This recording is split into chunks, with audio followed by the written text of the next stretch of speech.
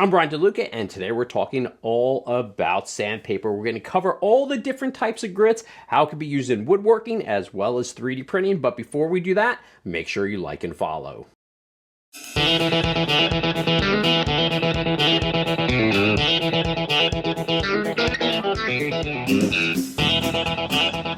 Achieving your desired finish on your woodworking projects or your 3D prints really comes down to using the correct sandpaper. There's a ton of different types of grits of sandpaper, and we're going to talk about all of them. But before we do that, let's discuss what is grit on sandpaper. Grit on sandpaper refers to the size of the abrasive material on the actual sandpaper.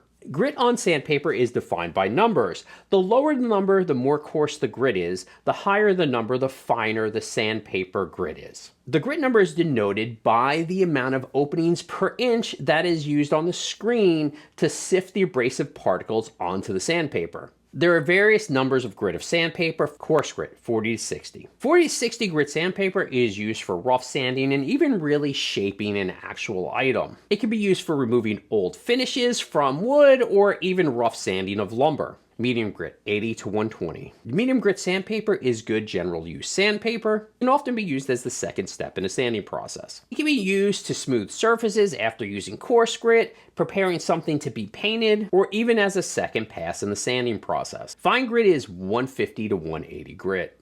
Fine grit sandpaper is good for light sanding and very useful when you're almost finished with your project and you're preparing it for your final stain or even paint coat. Very fine grit, 220 to 240. Very fine grit sandpaper is used to accomplish a very smooth finish. Extra fine grit, 320 to 400. Now, extra fine grit sandpaper is where we get into using it for things such as 3D printing and start preparing for a high gloss finish. Superfine grit, 600 to 2000. Now, this is really where we get into using this for 3D printing, especially if you're talking about resin prints like miniatures or other, some terrain or something like that you may be interested in 3D printing, or even if you want to start polishing your resin pour dice. It's used for microfine finishing and polishing, where you want to sort of get that mirror-like coat. Choosing the right sandpaper is really important for your projects. And understanding grit is super important in that process. You always want to think about how you want your final product to look, whether you want a mirror finish or you just want to